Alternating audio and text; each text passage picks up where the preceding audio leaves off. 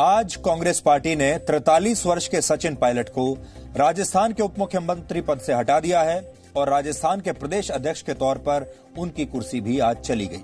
इसके अलावा उनके 2 करीबी मंत्रियों को मंत्रिमंडल से बर्खास्त कर दिया गया है और राजस्थान कांग्रेस के दूसरे संगठनों से भी पायलट के करीबी नेताओं को हटा दिया गया है। यानी न सिर्फ पायलट के खिलाफ एक्शन हुआ है, बल्कि उनका साथ देने वाले जो बाकी के नेता थे उनके खिलाफ भी कांग्रेस पार्टी ने अब कड़ी कार्रवाई की है। संदेश साफ है कि सचिन पायलट की और उनके साथियों की अब इस पार्टी में कोई जगह नहीं है।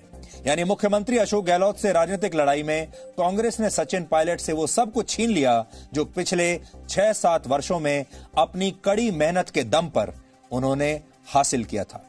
लेकिन राजनीति में कहते हैं कि सबसे अहम होती है वफादारी। वफादारी बहुत अहम मानी जाती है और खास तौर पर अगर आप कांग्रेस पार्टी जैसे दल में हैं। और गांधी परिवार से वफादारी के मामले में मुख्यमंत्री अशोक गहलोत का कोई मुकाबला नहीं है। सचिन उनका मुकाबला नहीं कर पाए। राजनीति का राजधर्म कहता है कि यहां हर चीज सत्ता के आसपास घूमती है। यहां पर सही और गलत कोई नहीं होता। यहां पर किसी भी काबिलियत से वफादारी बड़ी मानी जाती है। एक तरफ काबिलियत होगी और दूसरी तरफ वफादारी, तो वफादारी को चुना जाएगा। अशोक गहलोत ने गांधी परिवार के प्रति अपनी निष्ठा हमेशा बनाए रखी और इसी वफादारी के पॉइंट्स के आधार पर अशोक गहलोत को पहले भी मौके मिले और आज भी मौके मिल रहे हैं।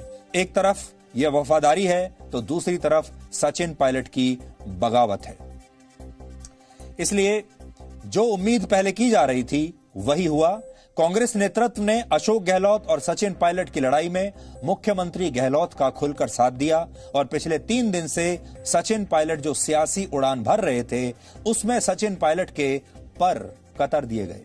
उन्हें अभी पार्टी से निकाला तो नहीं गया है, लेकिन अगर यह फैसला भी होता है तो आपको हैरानी नहीं होनी चाहिए। वैसे जो कुछ सचिन पायलट के साथ किया गया है, अगर इसके बाद भी वो कांग्रेस पार्टी में बने रहते हैं तो भी अब उनका कोई भविष्य नहीं है।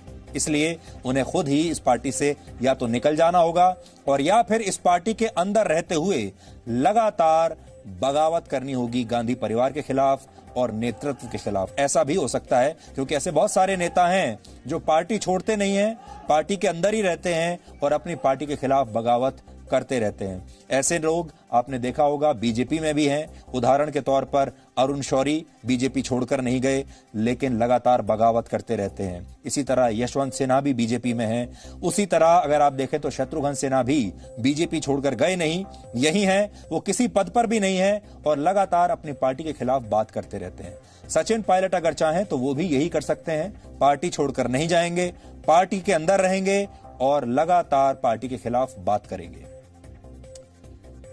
सचिन पायलट पर सख्त कार्रवाई करने वाले इस फैसले के पीछे 2 बातें हो सकती हैं। पहली बात यह है कि कांग्रेस नेतृत्व को मुख्यमंत्री अशोक गहलोत पर पूरा भरोसा होगा कि वो किसी न किसी तरीके से अपनी सरकार बचा लेंगे और कांग्रेस ने शायद ये अंदाजा लगा लिया होगा कि सचिन पायलट ने भले ही बगावत कर दी है लेकिन वो अभी गहलोत सरकार का कुछ बिगाड़ नहीं पाएंगे, फिर भले ही वो बीजेपी के साथ ही क्यों ना चले जाएं। दूसरी बात यह कि कांग्रेस ने शायद ये सोचा होगा कि अगर सचिन पायलट की शर्तें मान ली गई और उन्हें यह जताने का मौका दे दिया गया कि अशोक गहलोत जैसे वरिष्ठ नेता से लड़ाई में सचिन पायलट जीत गए तो फिर पायलट जैसे युवा नेताओं का कद और ज्यादा बढ़ जाएगा और आने वाले दिनों में यह भी हो सकता है कि हर राज्य में सचिन पायलट जैसे नेता सामने आ जाएं और कांग्रेस नेतृत्व को अपने शर्तों पर चलाने लगे। और सबसे बड़ी बात यह है कि कांग्रेस का जो नेतृत्व है यानी गांधी परिवार इसे अपने खिलाफ बगावत मान रहा था और उसे यह लगने लगा कि अगर इस बार सचिन पायलट को छोड़ दिया ऐसे ही तो फिर हमारा खुद का दबदबा इस परिवार का पार्टी से कम हो जाएगा। कांग्रेस अब यह कह रही है कि पार्टी ने सचिन पायलट को इतने वर्षों में क्या नहीं दिया। वो 26 साल की उम्र में सांसद बन गए थे, 32 साल की उम्र में उन्हें केंद्र में मंत्री पद मिल गया था, 40 साल से कम उम्र में उन्हें राजस्थान का प्रदेश अध्यक्ष बना दिया गया और इसके बाद उन्हें उप मुख्यमंत्री पद भी दिया गया।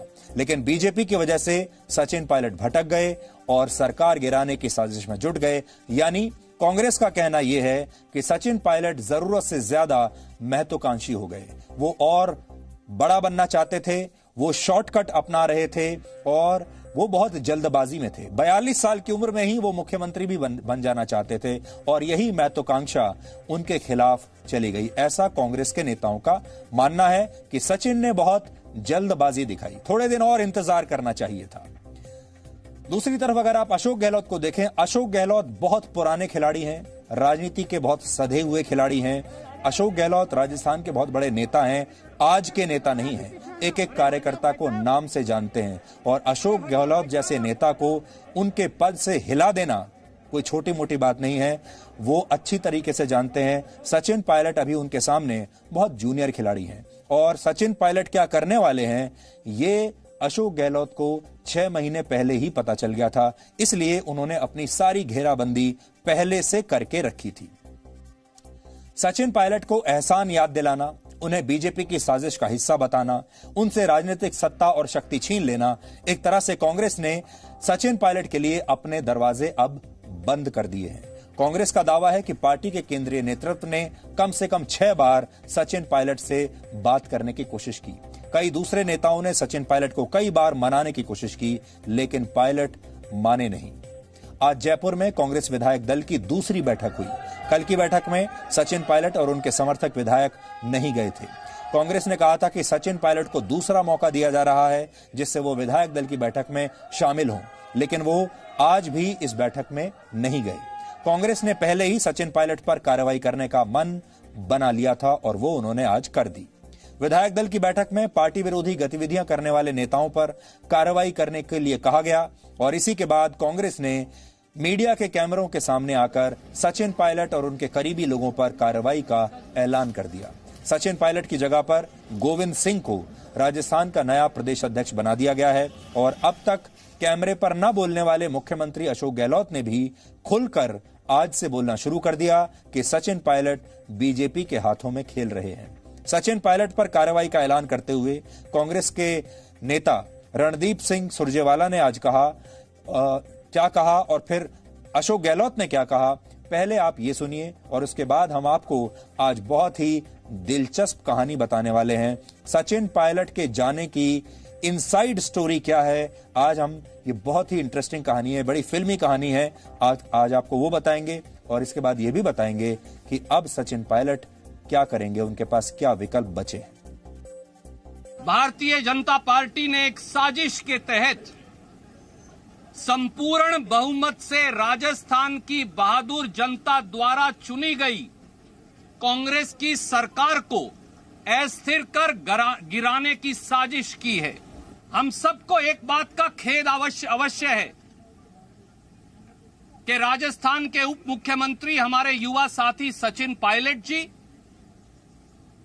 और कांग्रेस के कुछ विधायक साथी और मंत्री साथी दिग्भ्रमित होकर भाजपा के षड्यंत्र के जाल के अंदर उलझकर कांग्रेस की सरकार को गिराने की साजिश में शामिल हो गए। कांग्रेस नेतृत्व ने बार बार ये कहा कि जो स्नेह, जो आशीर्वाद, जो सहयोग, जो स्थान, जो राजनीतिक ताकत सचिन पायलट जी को छोटी उम्र में दी, शायद हिंदुस्तान में किसी दूसरे व्यक्ति को नहीं मिली। 2003 में हमारे साथी सचिन पायलट जी राजनीति में आते, 2004 में कांग्रेस पार्टी उन्हें 26 साल की उम्र में सांसद बना देती है। 30 और 32 साल की उम्र में कांग्रेस पार्टी ने उन्हें भारत सरकार का केंद्रीय मंत्री बनाकर जिम्मेवारी दी और 40 साल की उम्र में प्रदेश के उप मुख्यमंत्री की जिम्मेवारी दी। ये पिछले 6 महीने से षड्यंत्र चल रहा था और हम सबको जानकारी थी कि ये षड्यंत्र बहुत बड़ा है, हॉर्स ट्रेडिंग हो रही है और ये चलता रहा और जो स्थिति आज पहुंची उसी कारण पहुंची है। हमारे कुछ साथी गुमराह होकर के चले गए दिल्ली के अंदर। उन्होंने जो कुछ भी खेल खेला था जनबल के आधार पर, जैसे कर्नाटका के अंदर, मध्य प्रदेश के अंदर, राजस्थान वही करना चाहते थे वो लोग। खुला खेल था और मैं समझता हूँ कि खुले खेल वो लोग मार खा गए। प्रदेश कांग्रेस के अध्यक्ष जो हमारे पहले थे पायलट साहब, उनके हाथ में कुछ नहीं वहाँ पर। वो तो खुद ही वहाँ पे पूरी कुनबा जो है वो बीजेपी के हाथों में खेल रहे हैं। जो उनका जो रवैया रहा है 3 महीने से 6 महीने से, आप देखते आ बैल मुझे मार जो कहावत है, उस रूप में इन्होंने पेश किया अपना। रोज ट्वीट करते हैं, रोज स्टेट में देते रहते हैं। 20 लोगों ने पार्टी नहीं जुड़ती है। आज जो खेल उन्होंने खेला है 2 दिन 3 दिन से, आप बताइए 122 लोग हमारे पास में हैं, 107 कांग्रेस के हैं। आप समझ रहे 2-3 कितने होते हैं? तो इन्होंने क्यों ये खेल खेला? और आप ब्लैकमेल कर रहे हो। तो वैसे तो अशोक गहलोत एक ऐसे राजनेता हैं जो ज्यादा मीडिया से बात नहीं करते, ज्यादा बयानबाजी भी नहीं करते, लेकिन आज ये कार्रवाई करने के बाद, सचिन पायलट को हटाने के बाद वो काफी देर तक मीडिया से बोलते रहे। और आपने देखा होगा आज काफी उत्साहित भी वो लग रहे हैं, क्योंकि इस पहले राउंड में अशोक गहलोत जीत गए। कहने के लिए हमारे यहां जनता की सेवा करना ही राजधर्म माना जाता है, लेकिन राजनीति में सत्ता हासिल करना और सत्ता को बचाना ही नेताओं का असली राजधर्म होता है। और यही राजस्थान की राजनीति में भी हो रहा है। मुख्यमंत्री अशोक गहलोत किसी भी कीमत पर अपनी सत्ता बचाना चाहते हैं और सचिन पायलट किसी भी कीमत पर गहलोत से सत्ता छीनना चाहते हैं, क्योंकि इसी से वो अपनी शक्ति दिखा पाएंगे। उप मुख्यमंत्री पद और प्रदेश अध्यक्ष पद से हटाए जाने के बाद सचिन पायलट ने कहा कि सत्य को परेशान किया जा सकता है, लेकिन पराजित नहीं। उन्होंने ये ट्वीट किया है, छोटा सा ट्वीट है, आप देख सकते हैं। सत्य को परेशान किया जा सकता है, पराजित नहीं। ये उनकी पहली प्रतिक्रिया थी जो उन्होंने ट्विटर के माध्यम से दी। अब इसका मतलब यही है कि सचिन पायलट लंबी लड़ाई लड़ने के लिए तैयार हैं, क्योंकि पार्टी में रहकर अशोक गहलोत को हराने का अब उनके पास कोई चांस बचा नहीं है। सचिन पायलट ने अब तक कैमरों के सामने आकर कुछ नहीं कहा है, लेकिन कहा जा रहा है कि कल वो शायद एक प्रेस कॉन्फ्रेंस कर सकते हैं और इसी के बाद ये संकेत मिलेंगे कि उनका भविष्य का प्लान क्या है, क्योंकि उनका मिशन स्पष्ट है कि राजस्थान में उन्हें एक नेता के तौर पर अशोक गहलोत स्वीकार नहीं है। अब उनके सामने रास्ता यही है कि या तो वो गहलोत सरकार को गिराने में अपनी पूरी ताकत लगाएं या फिर सही वक्त का इंतजार करें, क्योंकि फिलहाल अशोक गहलोत भले ही कितनी ही कमजोर स्थिति में हों, लेकिन उनकी सरकार गिराना सचिन पायलट के लिए आसान बिल्कुल नहीं है। जैसा हम पहले से बता रहे हैं कि अशोक गहलोत बहुत पुराने खिलाड़ी हैं, उनसे जीतना इतना आसान नहीं है। राजस्थान की कुल 200 विधानसभा सीटों में सरकार बचाने के लिए 101 विधायक चाहिए और अशोक गहलोत के पास कम से कम उनका दावा यही है कि कुछ विधायकों के जाने से उन्हें कोई फर्क नहीं पड़ेगा। बहुमत का आंकड़ा अब भी उनके पक्ष में ही है। कांग्रेस अब भी यह दावा कर रही है कि उसके पास 107 सीट जो लोग हैं निर्दलीय भी हैं और बाकी की पार्टियां भी हैं। अब तक अशोक गहलोत की सरकार 123 विधायकों के समर्थन से चल रही थी, जिसमें कांग्रेस के 107, भारतीय ट्राइबल पार्टी के 2, आरएलडी का 1 और 13 निर्दलियों का समर्थन था। लेकिन इन 123 विधायकों में अब गहलोत के पास सिर्फ 101 विधायक ही बचे हैं, ऐसा कहा जा रहा है। बाकी 22 विधायकों के बारे में यह दावा किया गया है कि वो सचिन पायलट के समर्थन में है, जबकि बीजेपी और उनके सहयोगियों के 75 विधायक इस समय हैं।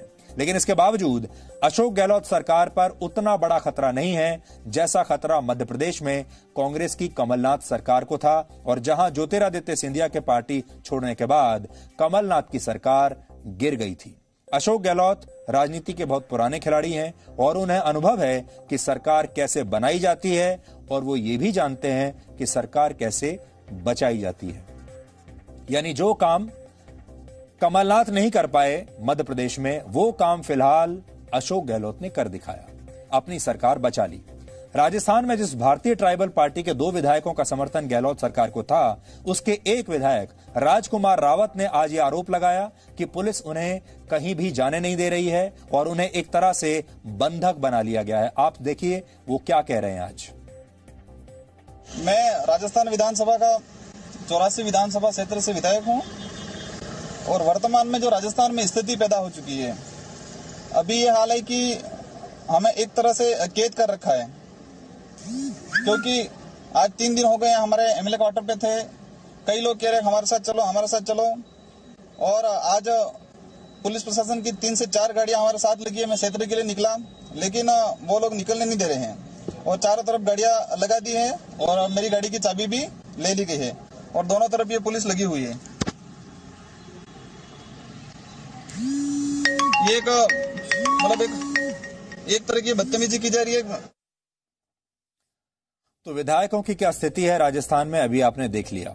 वैसे सचिन पायलट को अभी कांग्रेस पार्टी से निकाला नहीं गया है, सिर्फ उन्हें उनके पद से हटाया गया है। इसलिए अगर बिना पद के वो पार्टी में रहना चाहते हैं तो रह सकते हैं, और ये संभव है कि सचिन पायलट भी शत्रुघ्न सिन्हा की तरह लंबे समय तक कांग्रेस में बने रहें, जैसे शत्रुघ्न सिन्हा लंबे समय तक बीजेपी में बने रहे थे और चुनाव से ठीक पहले वो बीजेपी या किसी और पार्टी का टिकट लेकर चुनाव लड़ लें, या फिर चुनाव से ठीक पहले अपनी भी कोई पार्टी बना लें, वैसे ही जैसे शत्रुघ्न सिन्हा ने किया था। लेकिन आप याद रखिए कि शत्रुघ्न सिन्हा का बाद में क्या हश्र हुआ था। बहुत लोग ये सोचते हैं कि कांग्रेस के अंदर की लड़ाई वरिष्ठ नेताओं की और युवा नेताओं की लड़ाई है, यानी पुरानी पीढ़ी के नेताओं की और नई पीढ़ी के नेताओं के बीच की ये लड़ाई है। लेकिन ये आपकी गलतफहमी है, ऐसा नहीं है। आज हम आपको एक कहानी बताएंगे और इस कहानी से आप समझ जाएंगे कि कांग्रेस के अंदर क्या चल रहा है। अब ये कहानी आप ध्यान से सुनिए। आपको याद होगा जब कांग्रेस वर्ष 2019 का लोकसभा चुनाव बुरी तरह से हार गई थी, तब राहुल गांधी ने कांग्रेस के अध्यक्ष पद से इस्तीफा दे दिया था। तब कांग्रेस के अंदर बहुत ड्रामा हुआ था। अधिकतर नेताओं ने राहुल गांधी से इस्तीफा वापस लेने का अनुरोध किया था। कुछ नेताओं ने तो राहुल गांधी के समर्थन में पार्टी संगठन से अपने इस्तीफे भी दे दिए थे। लेकिन जब राहुल गांधी अड़े रहे तो कुछ नेताओं ने नया अध्यक्ष चुनने का भी सुझाव दिया, और तब पार्टी में यह सहमति बनी थी कि अब हम पार्टी का नया अध्यक्ष चुनेंगे, और हो सकता है वो नया अध्यक्ष अब गांधी परिवार से बाहर का हो। उस समय का जो माहौल था वो ये था कि अब गांधी परिवार से बाहर के किसी नेता को कांग्रेस का अध्यक्ष बनाया जाए, और बहुत सारे लोगों को देश में ये लगा कि वाकई अब कांग्रेस पार्टी के नेताओं को अकल आ गई है और वो समझ गए हैं कि राहुल गांधी के बस का अब इस पार्टी को आगे ले जाना नहीं है, और कांग्रेस बहुत अच्छे भले मन से अब अपना आत्ममंथन कर रही है। इसी दौरान महाराष्ट्र में कांग्रेस के एक युवा नेता ने, जो पहले कांग्रेस की सरकार में मंत्री भी रह चुका है, कांग्रेस के नए अध्यक्ष के तौर पर खुद राहुल गांधी को 2 नेताओं के नाम सुझाए। और इस युवा नेता ने जो नाम सुझाए वो 2 नाम थे, ज्योतिरादित्य सिंधिया और सचिन पायलट। दोनों ही युवा हैं, बहुत डायनेमिक हैं और अध्यक्ष बन सकते हैं पार्टी के, ऐसा बताया गया। महाराष्ट्र के इस युवा नेता ने कहा था कि सचिन पायलट और ज्योतिरादित्य सिंधिया में कांग्रेस का अध्यक्ष पद संभालने की पूरी क्षमता है। लेकिन इसी के बाद ज्योतिरादित्य सिंधिया, सचिन पायलट और महाराष्ट्र के उस युवा नेता के बुरे दिन शुरू हो गए। और ये तीनों लोग तभी समझ गए, जिस नेता ने कांग्रेस अध्यक्ष बनाने के लिए सचिन पायलट और ज्योतिरादित्य सिंधिया का नाम लिया था, सुझाव दिया था, उस नेता का नाम अब तक आप समझ चुके होंगे। उस नेता का नाम है मिलिंद देवड़ा। वो खुद 2 बार लोकसभा के सांसद रह चुके हैं, कांग्रेस की केंद्र सरकार में मंत्री रह चुके हैं। लेकिन जैसे ही उन्होंने कांग्रेस अध्यक्ष के लिए सिंधिया और पायलट का नाम आगे बढ़ाया, वैसे ही कांग्रेस के अंदर इन नेताओं को किनारे लगाने की तैयारी शुरू हो गई। कुछ दिनों के बाद ये कहा जाता है कि ये नेता आपस में भी बात किया करते थे कि अब इनके बुरे दिन शुरू हो जाएंगे और इन्हें कांग्रेस में किनारे लगाकर या फिर पार्टी से ही निकाल कर दम लिया जाएगा। और वैसे ही हुआ, यानी ये पटकथा तभी लिख दी गई थी। पहले ज्योतिरादित्य सिंधिया को पार्टी छोड़ने पर मजबूर किया गया और फिर अब सचिन पायलट की बारी आई है। और कोई बड़ी बात नहीं है कि आने वाले दिनों में मिलिंद देवड़ा का भी पार्टी में ऐसा ही हाल हो जाए, जबकि ये वो नेता हैं जो राहुल गांधी के एक जमाने में सबसे करीबी नेता माने जाते थे। आप सोचिए, अब से 1 साल पहले यह कहा जाता था कि ये नेता राहुल गांधी के सबसे करीबी नेता हैं, ये न सिर्फ उनके साथ काम करते हैं बल्कि राहुल गांधी के दोस्त भी हैं। ऐसा इसलिए किया गया क्योंकि कांग्रेस में वफादारी सबसे बड़ी चीज है, और वफादारी पार्टी के लिए नहीं, वफादारी गांधी परिवार के लिए। कांग्रेस को लगता है कि जब राहुल गांधी ने इस्तीफा दिया था तब ऐसे नेताओं ने या तो दिल से गांधी परिवार का साथ नहीं दिया या फिर गांधी परिवार से बाहर के किसी नेता में वो अपना भविष्य देखने लगे। उस समय कांग्रेस के ऐसे नेताओं को पार्टी की बैठकों में बहुत डांटा भी जाता था और ये कहा जाता था कि उन्होंने राहुल गांधी का पूरा साथ नहीं दिया। राहुल गांधी ने उन लोगों को भी नोट किया जिन्होंने इस्तीफे नहीं दिए थे उनके साथ। जैसे राहुल गांधी के इस्तीफे के बाद ज्योतिरादित्य सिंधिया ने भी कांग्रेस महासचिव के पद से इस्तीफा दिया था और उन्होंने उत्तर प्रदेश के लिए मिली जिम्मेदारी को भी छोड़ दिया था। लेकिन ऐसा माना जाता है कि उन्होंने इस्तीफा देकर एक तरह से कांग्रेस संगठन से मुक्ति पाई थी। बाद में ज्योतिरादित्य सिंधिया बीजेपी में चले गए। ऐसे नेता जो राहुल गांधी के बहुत करीबी माने जाते थे, उन्हें एक एक करके किनारे लगाया गया या फिर कांग्रेस के उन वरिष्ठ नेताओं के साथ समझौता करने पर मजबूर किया गया जो सोनिया गांधी के बहुत करीबी माने जाते हैं। जैसे हरियाणा में राहुल गांधी के करीबी नेता अशोक तंवर को भूपेंद्र सिंह हुड्डा के साथ समझौता करने पर मजबूर कर दिया गया। अशोक तंवर आजकल पार्टी से बाहर है। इसी तरह से महाराष्ट्र में मिलिंद देवड़ा, संजय निरुपम, उत्तर प्रदेश में जितिन प्रसाद जैसे नेता जिनके पास अब कोई काम नहीं है, पार्टी के संगठन में इन नेताओं को कोई महत्व नहीं दिया जाता। हरियाणा में दीपेंद्र हुड्डा को भी एक जमाने में किनारे लगा दिया गया था, आपको याद होगा, लेकिन उन्हें अपने पिता की वजह से और क्योंकि हरियाणा में इस समय वो बहुत मजबूत स्थिति में है और हरियाणा में बहुत अच्छा उन्होंने काम करके दिखाया, इसलिए उन्हें राज्यसभा की सीट इस बार कांग्रेस की तरफ से मिल गई। हालांकि अगर वो अपनी ताकत न दिखाते कांग्रेस पार्टी को हरियाणा में तो ये सीट भी उन्हें न मिलती। लेकिन आप चाहे मिलिंद देवड़ा की बात कर लीजिए, चाहे दीपेंद्र हुड्डा की बात कर लीजिए, सचिन पायलट की बात कर लीजिए और ज्योतिरादित्य सिंधिया की बात कर लीजिए, जितिन प्रसाद की बात कर लीजिए, इन सब में कॉमन चीज क्या है? इन सब में कॉमन ये है कि ये सारे लोग युवा हैं, ये सारे लोग आगे चलकर राजनीति की लंबी पारी खेल सकते हैं और ये सारे लोग आगे चलकर राहुल गांधी को चुनौती भी दे सकते हैं। हालांकि एक बात यह भी है कि राहुल गांधी खुद गांधी परिवार वंशवाद का सबसे पुराना बरगद का पेड़ है और ये सारे नेता जिनकी हम बात कर रहे हैं ये भी वंशवाद की वजह से ही यहां पर हैं, जहां से ये वंशवाद की वजह से ही आज जहां पहुंचे हैं वहां पर आए हैं।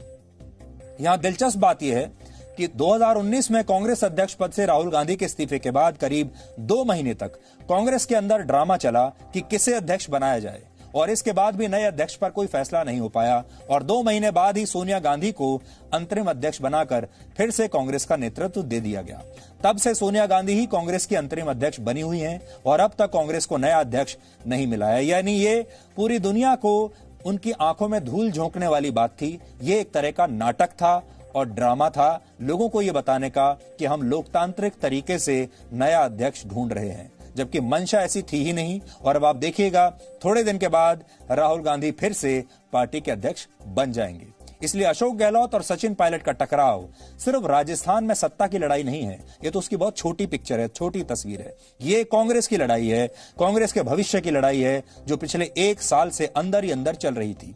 बताया जाता है कि सचिन पायलट ने कांग्रेस नेतृत्व के सामने जो शर्तें रखी थी उनमें वो वित्त और गृह मंत्रालय देने की मांग कर रहे थे और ये कह रहे थे कि विधानसभा चुनाव से 1 साल पहले उन्हें मुख्यमंत्री भी बनाया जाए। लेकिन अशोक गहलोत इसके लिए तैयार नहीं हुए और कांग्रेस नेतृत्व ने भी अशोक गहलोत की बात ही मानी क्योंकि वो उन पर ज्यादा भरोसा करते हैं।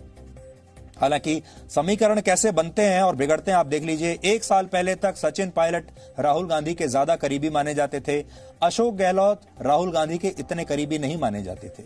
लेकिन अब समीकरण बदल चुके हैं। पिछले कुछ दिनों से कांग्रेस के कई नेता सचिन पायलट से हमदर्दी जता रहे हैं। कुछ नेता इस पूरे मामले पर दुख जता रहे हैं और कुछ नेता पार्टी को सावधान कर रहे हैं। इनमें जितिन प्रसाद, प्रिया दत्त, कपिल सिब्बल, अभिषेक मनु सिंघवी और शशि थरूर जैसे नेता शामिल हैं।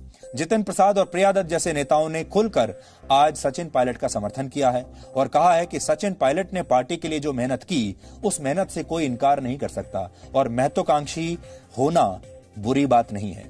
लेकिन सवाल यह है कि कांग्रेस नेतृत्व से सीधे सवाल अब पूछेगा कौन और कौन पूछेगा कि सचिन पायलट जैसे युवा नेताओं को क्यों किनारे लगा दिया गया। राहुल गांधी के लिए कांग्रेस में ज्यादातर नेता कहते हैं कि उन्हें अध्यक्ष पद फिर से संभालना चाहिए और बताया जाता है कि कांग्रेस में इसकी तैयारी पूरी भी हो गई है और राहुल गांधी बहुत जल्द दोबारा से कांग्रेस के अध्यक्ष बन जाएंगे। लेकिन राहुल गांधी से कांग्रेस का कोई नेता ये कभी नहीं पूछता कि जब उनके नेतृत्व में कांग्रेस को लगातार इतनी सारी हार मिली हैं तो फिर क्यों उन्हीं को फिर से अध्यक्ष पद पर लाने के लिए इतना जोर डाला जा रहा है। राहुल गांधी 2017 में कांग्रेस के अध्यक्ष बने थे। तब से 2019 के लोकसभा चुनाव तक उनके नेतृत्व में कांग्रेस ने लोकसभा और विधानसभा को मिलाकर करीब 15 चुनाव लड़े और इनमें से 11 चुनाव कांग्रेस हार गई। सिर्फ 4 चुनाव ही कांग्रेस जीती थी। वहीं अगर सचिन पायलट का नेतृत्व देखें तो उन्हें 2014 में राजस्थान में कांग्रेस का अध्यक्ष पद दिया गया। 4 साल के अंदर 2018 के विधानसभा चुनाव में सचिन पायलट ने कांग्रेस की सत्ता में वापसी करवाई और कांग्रेस को पहली बार विधानसभा में 100 सीटें दिलवाई। हालांकि 2019 के लोकसभा चुनाव में राजस्थान में कांग्रेस कोई सीट नहीं जीत पाई और सभी 25 लोकसभा सीटें बीजेपी और उसके सहयोगी दलों ने जीत ली थी। लेकिन इसकी जिम्मेदारी सचिन पायलट से ज्यादा मुख्यमंत्री अशोक गहलोत की मानी जाएगी, क्योंकि मुख्यमंत्री बनने के बाद से राजस्थान में अशोक गहलोत की बात ही मानी जाती थी और टिकटों में भी अशोक गहलोत की ही चली। यानी देखा जाए तो सचिन अपनी जिम्मेदारियों पर खरे उतरे हैं। उनका ट्रैक रिकॉर्ड राहुल गांधी के मुकाबले कहीं बेहतर है और उनके नेतृत्व में कांग्रेस को मिली चुनावी सफलता का प्रतिशत राहुल गांधी से कहीं ज्यादा है। लेकिन राहुल गांधी बहुत बड़े परिवार से आते हैं, बहुत बड़े खानदान से आते हैं। सचिन पायलट उतने बड़े राजनीतिक खानदान से नहीं आते हैं। उनकी तो सिर्फ दूसरी पीढ़ी है, क्योंकि वो राजेश पायलट के पुत्र हैं और राजेश पायलट भी बड़ी मेहनत से इस पार्टी में यहां तक पहुंचे थे। अब सवाल यह है कि सचिन पायलट के पास विकल्प क्या है। अब सचिन पायलट क्या करेंगे? उनके पास दो सबसे अच्छे विकल्प हैं। एक विकल्प ये कि वो बीजेपी में शामिल हो जाएं और दूसरा विकल्प ये है कि वो खुद अपना एक क्षेत्रीय दल बना लें। लेकिन सचिन पायलट के लिए फैसला इतना आसान नहीं होगा। यहां दो उनकी परेशानियां हैं, क्योंकि वो ज्योतिरादित्य सिंधिया की तरह सरकार नहीं गिरा पाए अशोक गहलोत की, क्योंकि उनके पास अभी इतनी बड़ी संख्या नहीं है विधायकों की कि वो कोई बड़ा उलटफेर कर सकें। तो हो सकता है बीजेपी में उनकी बार्गेनिंग पावर इस समय बहुत कम रहे और उन्हें बीजेपी में वैसा पद ना मिल पाए जैसा ज्योतिरादित्य सिंधिया को मिला था। इसलिए उनके लिए अच्छा यह रहेगा कि वो अपना एक क्षेत्रीय दल बनाएं। अभी उनके पास समय है और अगली बार पूरी ताकत के साथ राजस्थान में विधानसभा चुनाव लड़ें। और सबसे अच्छी बात यह रहेगी कि आजकल आपने देखा होगा सारे नेता जो कांग्रेस के बाहर निकल रहे हैं, दूसरे दलों के भी, वो बीजेपी में जा रहे हैं। इसका मतलब यह है कांग्रेस पार्टी ने पहले ही इस देश में विपक्ष को बहुत कमजोर कर दिया है और जब तक राहुल गांधी हैं, विपक्ष नाम की कोई चीज इस देश में रहेगी नहीं। इसलिए सचिन पायलट जैसे लोगों के लिए बहुत जरूरी है, उनके जैसे ईमानदार और उनके जैसे युवा लोगों के लिए, नेताओं के लिए जरूरी है कि वो बीजेपी में शामिल ना होकर अपनी पार्टी बनाएं और एक अच्छे विपक्ष की भूमिका निभाएं और उनके जरिए इस देश में एक सशक्त विपक्ष उभर कर सामने आए। यानी जो जिम्मेदारी राहुल गांधी नहीं निभा पा रहे हैं एक सशक्त विपक्ष का, वो जिम्मेदारी सचिन पायलट जैसे नेता कर सकते हैं। हालांकि ज्योतिरादित्य सिंधिया ने यह रास्ता नहीं चुना, उन्होंने आसान रास्ता चुन लिया और वो सिर्फ एक राज्यसभा सीट के लिए बीजेपी में चले गए। लेकिन ऐसे लोगों को अपनी पार्टी बनानी चाहिए थी और एक शानदार मजबूत विपक्ष खड़ा करना चाहिए था। सचिन पायलट गुर्जर समुदाय से आते हैं और वो मूल रूप से राजस्थान के नहीं हैं, बल्कि उत्तर प्रदेश में गाजियाबाद के हैं। राजस्थान में गुर्जर वोट बैंक की हिस्सेदारी करीब 5% है, जबकि राजस्थान की राजनीति मूल रूप से जाट वोट बैंक पर आधारित रहती है, क्योंकि राजस्थान में जाट वोटरों की संख्या करीब 10% है। इसलिए सचिन पायलट के लिए ये राह भी आसान नहीं होगी। अगर वो ये सोचते हैं कि वो सिर्फ एक समुदाय के नेता बनकर आगे बढ़ पाएंगे तो मुश्किल होगा। वो एक समुदाय के नेता बनकर आगे नहीं जा सकते, उन्हें बहुत सारे समुदायों का नेता बनना पड़ेगा, उन्हें देश का नेता बनना पड़ेगा, उन्हें युवाओं का नेता बनना होगा, किसानों का नेता बनना होगा, पिछड़ों का नेता बनना होगा और तब कहीं जाकर वो एक बड़े नेता के रूप में अपने आप को स्थापित कर पाएंगे। इसके लिए उन्हें खुद को राजस्थान की नब्ज पहचानने वाला नेता साबित करना होगा, किसानों का नेता बनना होगा और हो सके तो राजस्थान की सीमाओं से बाहर भी निकलना होगा। सचिन पायलट की दूसरी परेशानी यह है कि वो ज्योतिरादित्य सिंधिया की तरह सरकार गिराने की स्थिति में नहीं है, इसलिए उनकी बीजेपी में बार्गेनिंग पावर सिंधिया जैसी नहीं होगी। इसलिए जो कांग्रेस के जो युवा नेता पार्टी छोड़ रहे हैं, उनके लिए सबसे अच्छा यह रहेगा कि वो अपनी स्वयं की पार्टी बनाएं, ताकि देश को एक मजबूत विपक्ष मिले। एक पार्टी छोड़कर दूसरी पार्टी में जाना बहुत आसान रास्ता है। अपने पुराने बयानों को भूल जाना बहुत आसान रास्ता है, अपनी विचारधारा को भूल जाना बहुत आसान रास्ता है। एक जमाने में जिसकी तारीफें किया करते थे उसके बारे में अपशब्द बोलना अब बहुत आसान रास्ता है। और अपना दल बनाना, अपने सिद्धांतों के आधार पर राजनीति करना, यह बहुत मुश्किल रास्ता है और ज्यादातर नेता इस मुश्किल रास्ते पर चलना नहीं चाहते। लेकिन सचिन से हमारी ये उम्मीद होगी, देश की भी उम्मीद होगी सचिन पायलट से, कि वो आसान नहीं मुश्किल रास्ता अपनाएं और अपनी पार्टी बनाएं और उस मुश्किल रास्ते पर चलते हुए, लंबे रास्ते पर चलते हुए, क्योंकि यह रास्ता मुश्किल भी होगा, लंबा भी होगा, समय तो लगेगा, लेकिन उन्हें इसके नतीजे जरूर मिलेंगे। कांग्रेस में काबिलियत का महत्व नहीं है, कांग्रेस में एक परिवार के प्रति वफादारी का महत्व है और यही वजह है कि अशोक गहलोत सचिन पायलट पर भारी पड़ गए। आज ज्योतिरादित्य सिंधिया ने क्या कहा और बीजेपी के नेताओं ने सचिन पायलट के बारे में क्या संकेत दिए हैं, ये प्रतिक्रिया सुनकर आपको बहुत सारी बातें अपने आप समझ में आ जाएंगी। मैंने ये पहले भी कहा है, आज भी कहूं, कांग्रेस में जो वर्तमान परिस्थितियां हैं, काबिलियत लोगों के लिए कोई जगह नहीं और यही एक एक राज्य में देखने को मिल रहा है। कोई भी जनाधार वाला व्यक्ति यदि भारतीय जनता पार्टी या किसी भी पॉलिटिकल पार्टी में आता है तो सभी लोग उसका स्वागत करते हैं, अपने साथ में जुड़े, हमारा जनाधार बढ़े। आज भारतीय जनता पार्टी का कुनबा इतना बड़ा हुआ है, हमारी विचारधारा पे कदम करते हुए प्रत्येक व्यक्ति जो हमारे साथ में काम करने के लिए आएगा, निश्चित ही हम उसका बाहें पसार करके स्वागत करेंगे। ये तो सामान्य प्रक्रिया है। कांग्रेस का इतिहास रहा है, जो वहां सक्षम होता है उनको दरकिनार करने का, और ये अंतरकलह कांग्रेस का जो है ये इसको ले डूबेगा। ये अभी तो शुरुआत है। तो जिस हिसाब से सचिन पायलट का एक कांग्रेस में कद है, तो आने वाले टाइम में मेरा मानना है कि कांग्रेस सरकार जो है वो राजस्थान में गिर जाएगी। विनाश काले विपरीत बुद्धि, कांग्रेस विनाश की तरफ बढ़ रही है। कांग्रेस अपने ही नेताओं को अपमानित करती है। झगड़ा अशोक गहलोत और सचिन पायलट का नहीं है, झगड़ा है कि राहुल जी प्रियंका जी के सामने कोई टैलेंटेड युवा नेता आगे न बढ़ जाए, इसलिए उसके पड़कतरो। तो आज जो आप सबके लिए समझने वाली बात है वो ये है कि असल में सचिन पायलट का और ज्योतिरादित्य सिंधिया का जाना अचानक नहीं हुआ है।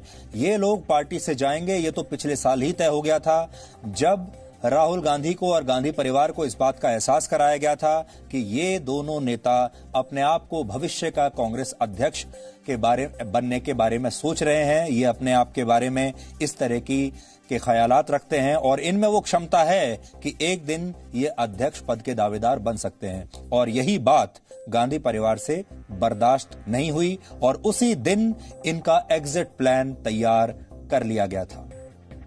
अब हम अपना अगला विश्लेषण हजारों वर्ष पुरानी एक कहानी से शुरू। Presenting B News app available on Google Play and App Store. Download it now.